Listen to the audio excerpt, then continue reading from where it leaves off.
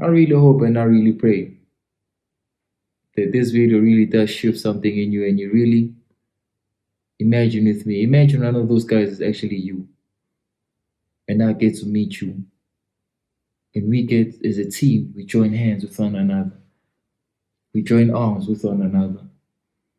And we build something, man, that changes this nation, that changes our city, that changes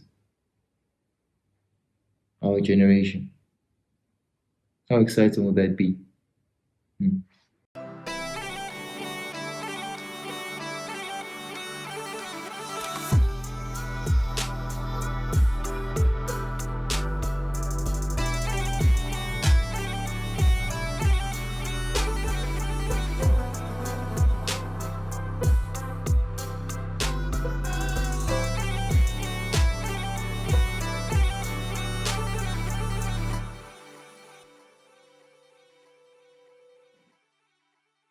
Can you do me a favor? Can you do me a big favor? Whoever's watching this, whoever's listening to this, just close your eyes and imagine this with me for a second. As I was legit just about to rest and I told myself I'm done creating for the day, this thought just popped up and I wanted to express these thoughts that popped up in my heart and in my mind. Imagine Africa if there was a group of men, right? All young from the generation of 2000, my peers, people that are born from my era, my generation. It's just a group of us, even if it's not that big. It's about even 5 or 12 of us. And in this team, all of us, we think the same. We are all men, God fearing men that seek after God, they seek after wisdom, they seek after knowledge. Most importantly, they seek after understanding. Men that are in excellent shape, men that are very strong, men of strength, men of vision, men of character, men of honor, men that are innovators, men that know, first of all, how to build themselves. And as they are able to build themselves and as they accumulate their wisdom, they accumulate their knowledge, they know how to effectively communicate it with other people, how to deliver the message, how to effectively communicate their ideas, their thoughts, their feelings, their vision, everything that runs through their mind and runs through their hearts. They know how to effectively communicate it in a manner that people can understand it.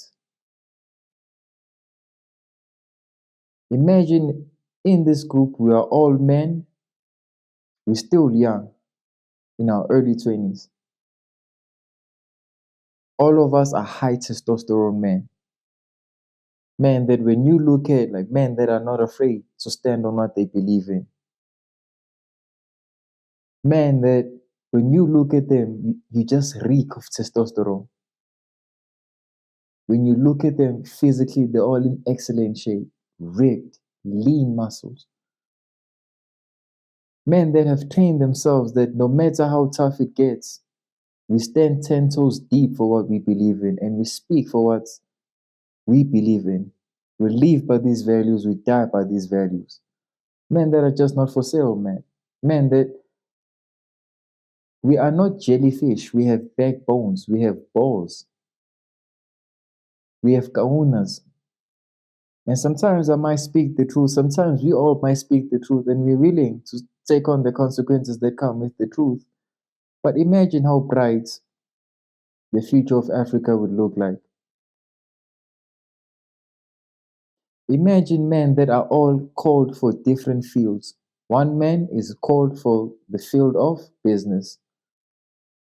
That man is called to build a kingdom that will build, finance, and expand and establish God's kingdom, a kingdom that will finance the next innovators, the next Barack Obama, the next LeBron James, the next Michael Jordan, the next Nikola Tesla, the next Albert Einstein, here from Africa.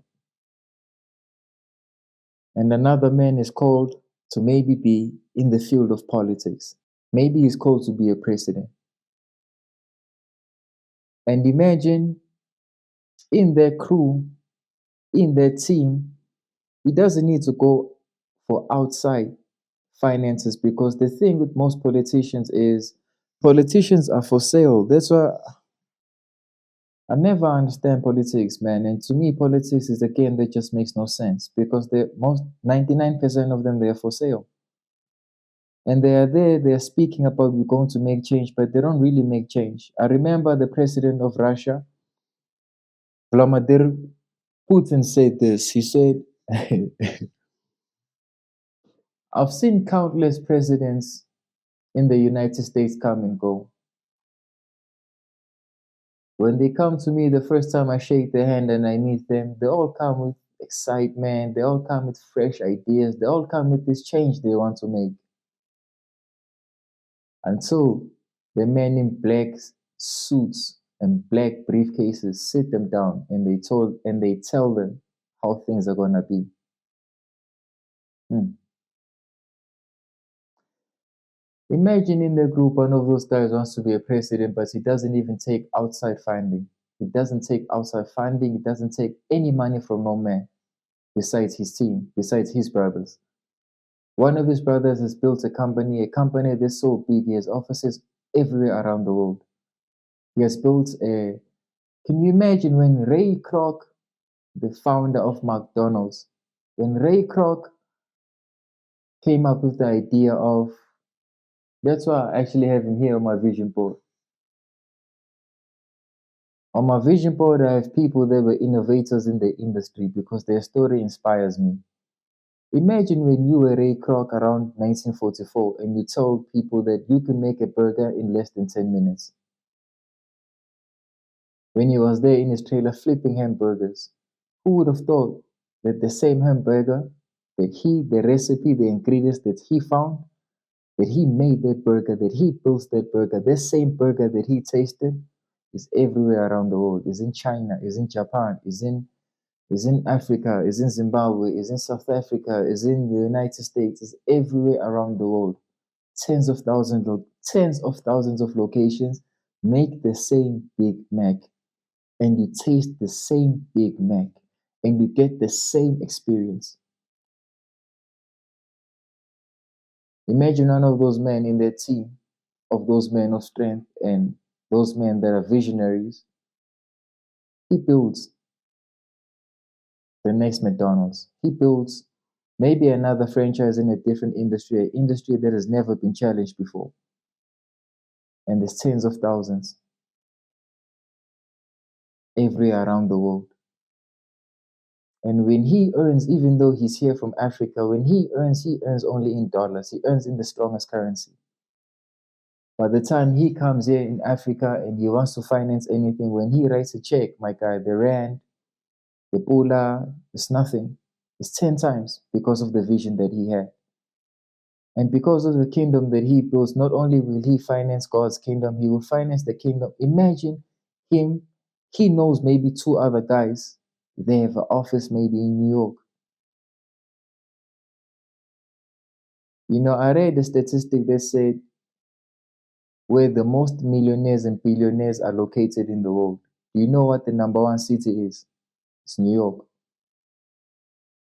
If you have built a company that is listed on the New York Stock Exchange, that is listed on the New York Stock Exchange, you're operating at the highest level of business, because that's, if you have a company there, if your name is there, if you're well respected there, the Apple, the Meta, the Googles, Alphabets, the Tesla, you think those guys, the Amazons, what they built is monumental, and it's one of the greatest accomplishments.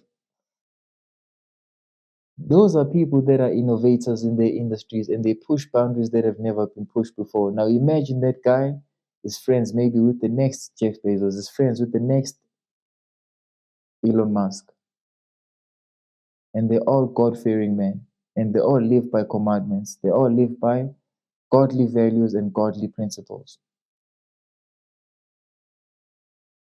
How exciting would the future of Africa be? The next generation. Like I thought of that and I just wanted to share that with you. Then one of the guys in the team, imagine he wants to innovate the industry of music.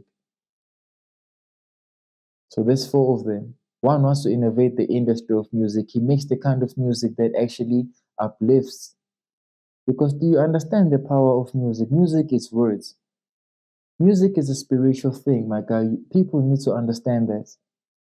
The words that you hear, imagine the power that an artist has when they write these words, how they feel, how they think, the emotion they are going through. They can put it in words and express it in a manner that whoever hears that sound and those words, they go through that ride, that journey with them. Imagine one of those guys in the group, he innovates the industry of music. Record labels fear him because what he builds something that when artists come, he tells them, you have a piece, you own what you've built. I'm not here to be a slave master. I want to empower you so you can learn what owning your masters look like. What owning your masters look like. What owning your creativity. What owning your thoughts and your ideas look like. Then imagine one of those guys wants to innovate the movie industry, wants to build the next Hollywood. But they all want to innovate the music industry, want to innovate the movie industry in godly ways. Not what we're currently seeing in Hollywood, man. I remember seeing a music video and how I like living, I'm not a big TV fan. Where I stay here in my studio, I don't have a TV. And I don't need a TV in my studio. I don't really watch news. By the time I exit my place, if news are in my industry, it will find its way to me because of the way I'm positioned.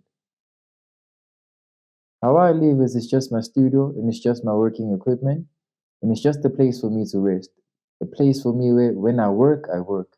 When I want to express my thoughts, my ideas, what's going through my mind, what's going through my heart, my creativity, when I want to create, I create because I know my creator created me so I can create and be fruitful and multiply. So now imagine still in this group of men, you're still with me. Are you still with me? Are you still imagining with me? In that group of friends, that guy, one wants to innovate the movie industry and build the next Hollywood. Because it's currently happening in Hollywood right now. I remember seeing a video of a guy. It's a guy, he was twerking on the devil, and I was like, man, and what's happening right now with the world? The world is going up to shit, man. I'm sorry to say it like that, but like it's really going up to shit, and people really need to wake up. It's making things that are just demonized and things that are ungodly seem normal. That's what happens in movies. That's what happens in music videos. Because it's all brainwashing, my God. If we start making things that we know are not common sense common, that means common sense will no longer exist in the world. Things that are righteous will no longer exist in the world. Justice will no longer exist in the world. Men that fight good causes and good battles, men of strength, will no longer exist in the world. Because now we are consistently telling them what's normal and we're consistently brainwashing them and we are consistently softening up these men and taking away their testosterone. Because whenever they look at the TV, all they see is half naked women, and all they want to do, when lust controls them, all they want to do is they want to lose the one essential chemical which builds up a man, which is testosterone. They lose it on a tissue each and every day, every night, for 5 years, for 20 years, for 30 years. Now, how will that man be a man that can stand for what he believes in and build something great? Now, imagine one of those guys in that group controls the narrative and builds the narrative of what heroes look like, innovates the movie industry, one innovates the music industry, one innovates the media industry, the news. Man, can you imagine how exciting the future of Africa would be?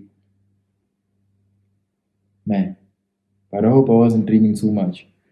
And I really hope and I really pray that it's men like this that God actually does build them up because, man, guys, my peers really need to wake up. There's a lot of work that needs to be done, man, because People that have been fighting the battle for us, you can understand that they're not getting any younger. At a certain point, they will need to pass the battle to us. And it will be up to us to actually also make a difference and contribute to making the world a better place. But now, if guys are consistently being lazy and wanting the easy path out, imagine the kind of world your kids will live in when right now the world is already going up to shit. Feces is all I see. Feces, feces, feces is all I see. Whenever I touch the internet, whenever I go outside my world, because this all is consuming these kids' minds. But I really hope and I really pray that this video really does shift something in you and you really imagine with me. Imagine one of those guys is actually you. And I get to meet you.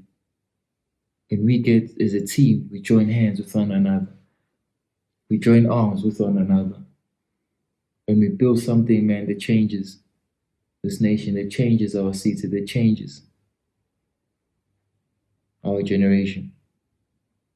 How exciting would that be? Hmm.